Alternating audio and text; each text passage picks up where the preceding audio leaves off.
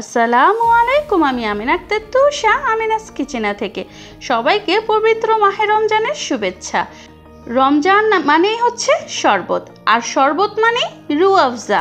আজকে আমি আপনাদের সাথে শেয়ার করব 4টি ভিন্ন স্বাদের রুহ আফজা ড্রিঙ্কস। সবগুলোই স্বাস্থ্যকর ও সহজেই ইফতারের আগে তৈরি করে নিতে পারবেন ঝটপট। আমি তৈরি করব রুহ আফজার শরবত, যা রেগুলার বাসায় তৈরি করে থাকি। 1 চা চামচ দেব তোকমা দানা। 30 মিনিট আগে তোকমা দানা পানিতে ভিজিয়ে নিয়েছি। এখন দেব ইসুপগুলের ভুসি 2 চা চামচ পরিমাণ।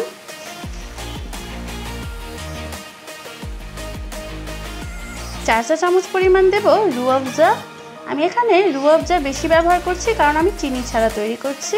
আপনারা চিনি ব্যবহার করলে টেস্ট অনুযায়ী কমিয়ে নিতে পারেন। এখন দেব কিছুটা আইস কিউব। এখন পানি মিক্স করে মিশিয়ে নিলেই তৈরি হয়ে গেল রুহ আফজার শরবত। এখন করব রুহ আফজা লেমন ড্রিঙ্কস। রুহ আফজা লেবুর শরবত, এটি গরমে অনেক উপকারী ও রিফ্রেশিং। 1 টেবিল চামচ পরিমাণ দিয়ে দেব লেবুর রস। খুবই সামান্য অল্প পরিমাণে দেব বিট লবণ। 1 চিমটি পরিমাণ দেব কালো গোলমরিচের গুঁড়ো। 5-6টি ফ্রেশ পুদিনা পাতা নিয়েছি, আমি একটু কুচি করে নিয়েছি, আপনারা চাইলে থেতলে নিতে পারেন। 1 চা চামচ পরিমাণ দেব রুহ আফজা। আমি এখানে রুহ আফজাটা একটু বেশি ব্যবহার করছি যেহেতু চিনি ব্যবহার করছি না। আপনারা চাইলে চিনি দিতে পারেন এবং রুহ আফজার পরিমাণ কিছুটা কমিয়ে নিতে পারেন। আর দিয়ে দিব কিছুটা আইস কিউব। আর দিয়ে দিব ফ্রিজের ঠান্ডা পানি।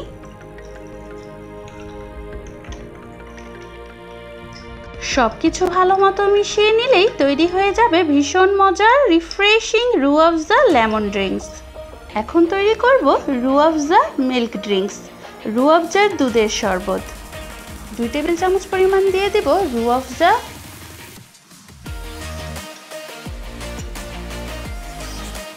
এক কাপ পরিমাণ দিয়ে দেব ফ্রিজের ঠান্ডা দুধ।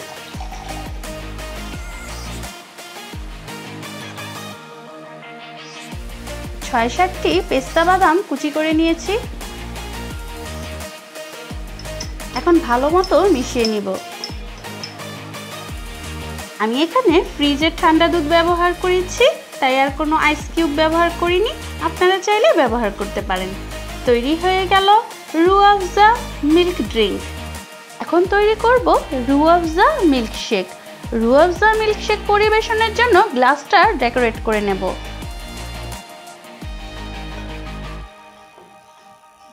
অল্প একটু রুহ আফজা নিয়ে গ্লাসের চারপাশে দিয়ে দিব। ডেকোরেট করে মিল্কশেক পরিবেশন করলে দেখতে খুব সুন্দর লাগবে। গ্লাসটা আমি ফ্রিজে রেখে দেবো এখন কিছুক্ষণের জন্য, এতে সেট হয়ে যাবে। একটি জুসারের জার নিয়ে নিয়েছি, 2 টেবিল চামচ পরিমাণ দিয়ে দেব রুহ আফজা।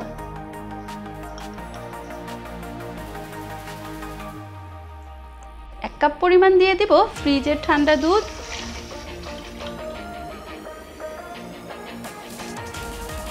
1 কিউব পরিমাণ দিয়ে দেব আইসক্রিম। ক্রিম দেওয়ার কারণে মিল্কশেক অনেক বেশি টেস্টি ও ঘন হবে, ক্রিমিও হবে। আমি এখানে কোনো আইস কিউব ইউজ করিনি যেহেতু ঠান্ডা দুধ ও আইসক্রিম ব্যবহার করেছি, আপনারা চাইলে অ্যাড করে নিতে পারেন। 1 মিনিট ব্লেন্ড করলেই হয়ে যাবে।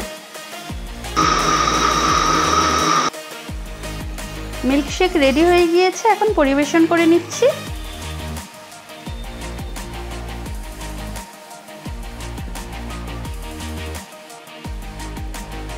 উপর দিয়ে দিব কিছুটা আইসক্রিম। আইসক্রিমের উপর দিয়ে দিব কিছুটা রুহ আফজা।